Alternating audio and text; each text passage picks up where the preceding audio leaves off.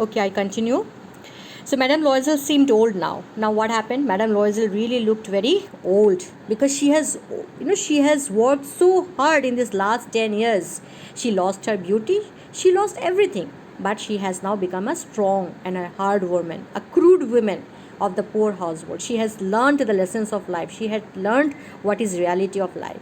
Her hair now badly dressed, her skirts ori, yeah, not in proper place, her hands red. She spoke in a loud tone and washed the floors with large pails of water, with large, buckets of water. But sometimes when her husband was at the office, she would sit herself before the window and no. So now all the elegance of this beautiful lady, Madame Loisel, is now lost. You can see. Okay, she always wanted to appear like a refined aristocratic woman, but now all her aristocracy is gone. Her hair was badly dressed. Okay, unruly skirt, and her hands were now red because she was washing clothes and dishes with those hands. So no longer her hands looked beautiful. She spoke in very loud tone, okay, because she was so much distressed. She used to do all the household chores. But sometimes, when her husband was at office and when she was all alone in that small apartment, she would sit herself before the window. She would sit near the window and think of that evening party of former times. She would still think about that party of the of previous time, of that ball party where she was so beautiful and so flattered, where people were flattering her beauty. And then the most beautiful wisdom of life was learned. What would it happen if she had not lost the necklace? Who knows how singular is life and how full of changes? How small a thing will ruin or save one? Okay, do you think these are the lines which the authors, the third person narrator is telling to us, or you think this is going inside her mind? See, here the author kept these lines for us to decide whether it is a part of the narration or it is a part of Madame Loisel's psychology. Okay, it might happen so that these are the questions that is crossing Madame Loisel's mind presently. She is thinking about the lost necklace. How would her life had been if she had not lost the necklace? Who knows? Now, beautiful lines. How singular is life? Life, only one life, but that life is so much full of changes. How small a thing will ruin or save one? A very small thing may ruin, may destroy, or even save one's life. Okay. Now, one Sunday, as she was, so we are coming to the to the climax of the story. Okay, the twist ending is very near. The ironic ending is very near. Okay, students, and this is Guy de Maupassant's hallmark. You can say a hallmark of his writing, that his endings are always very very ironic, you can say, and very twist ending. So one Sunday, as she was taking a walk in the Champs Elysees, name of a street, to rid herself of the cares of the week, she suddenly perceived a woman walking with a child. Okay, now what happened? One evening, she was taking a walk in one of the streets because she was tired and she just wanted a break. Suddenly, she saw a woman. She recognized a woman walking with a child. Who was she? She was Madame Forrester, her friend. Okay, Madame Forrester still looked very young, still very pretty, still very attractive. Madame Loisel was affected. She got affected to see that her friend still looked so beautiful and still so pretty, and she looked so old, okay, and ugly in front of her. Should she speak to her? She's asking to herself that should I approach and talk to her? Yes, certainly. Now the answer comes. Now she is a bold lady. Previously she always used to avoid her company, Madame Forrester's company, because she always felt so humiliated in front of her. She always felt that Madame Forrester was rich and she was very poor. But today, when she was poor and ugly, she still had she had gathered that courage to go and speak to her, and today she is going to speak to her very honestly. And now that she had paid the money, okay, in that last 10 years she had paid the money for that jewel, okay, for that piece of jewel that Madame Forrester that she had borrowed from Madame Forrester, she thought that yes, why not, I'm free from I'm free from all the from all my debt. Okay, so today I can face her. She approached her. Good morning, Jenny. Her friend did not recognize her and was astonished to be so familiarly addressed by this common personage. Okay, now her friend, that is Madame Forrester, was surprised to see this lady because she was not able to recognize Matilda. She looked so different. Can you imagine? In that 10 years she has changed completely. So Madame Forrester could not recognize Matilda. But then she was surprised when she addressed her as Jenny. Okay, common personage here means that name. Okay, that common name. I mean, kind of a nickname you can say that only very familiar people will know about you. So she was surprised that how did she know about Jenny? That is my name. It is a very by this common when she addressed by this common personage, she was quite surprised.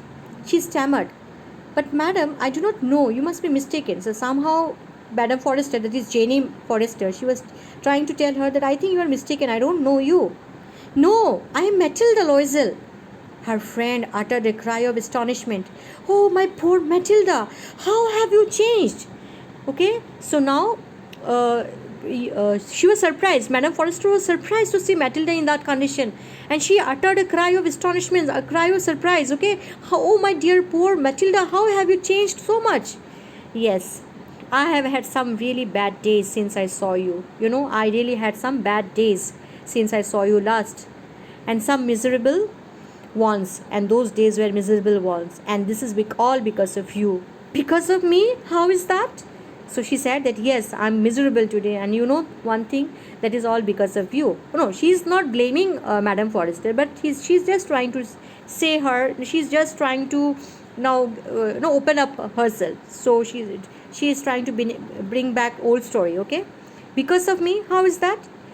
Do you recall the diamond necklace that you loaned me to wear to the minister's ball? Do you remember the diamond necklace that I borrowed from you and you loaned me to wear in minister's balls? Yes, very well.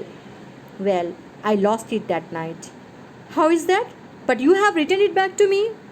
I returned you another one, exactly like that, like it. Okay, a replica of it. And it has taken us 10 years to pay for it. You can understand that it was not easy for us who had nothing. We were poor people.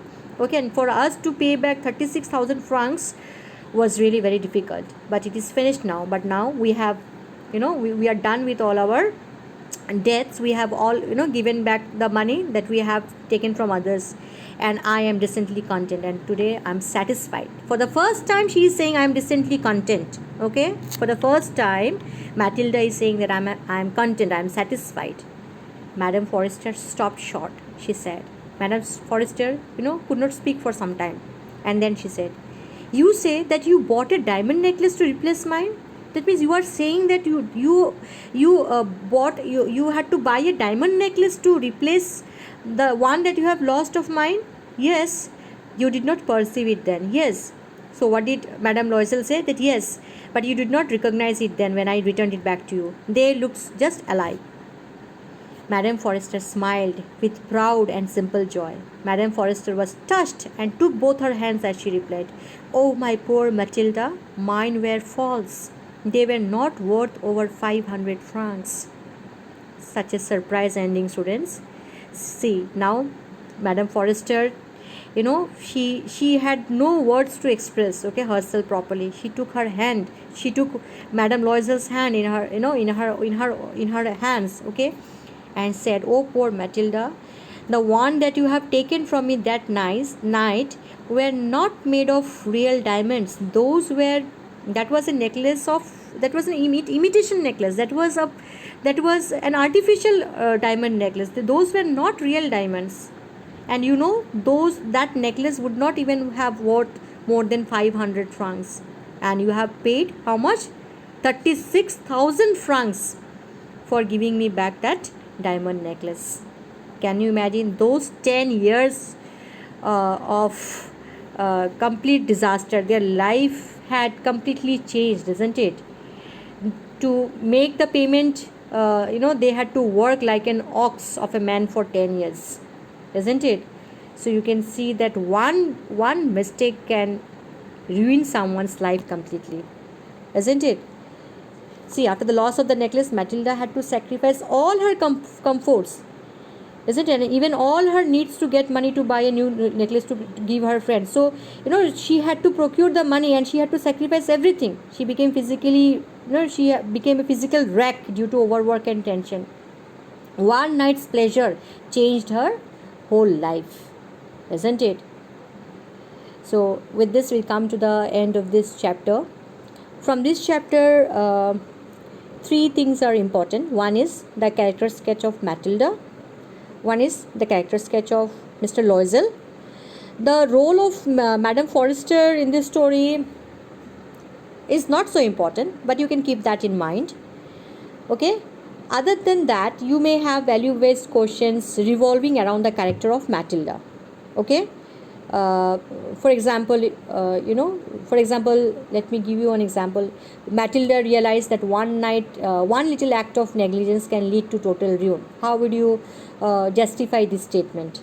Okay. Or for example, what are the main causes of Matilda's ruin? So mostly the questions will be around the character of Matilda. Okay. About the rise and fall of Matilda's character, you can say. Rise, fall, and again rise, I would say. Okay. Rise, why she had a very she had a decent life, I would say. Okay.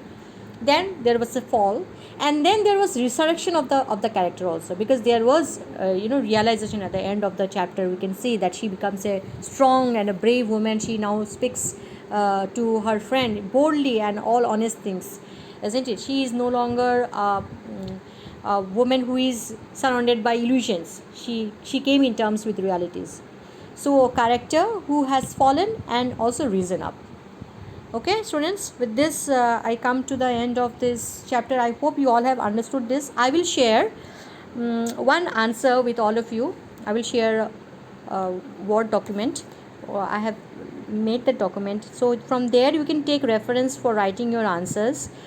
Do also add your own points so that your answers vary from each other, because if you all write the same answer when you are writing for your board exam, that may not give a good impression on the examiner's mind. Okay, so you try to take points from the answer that I will give you, and you add your own points, your own understanding of the text, and you can frame your own answers. Okay, thank you, students.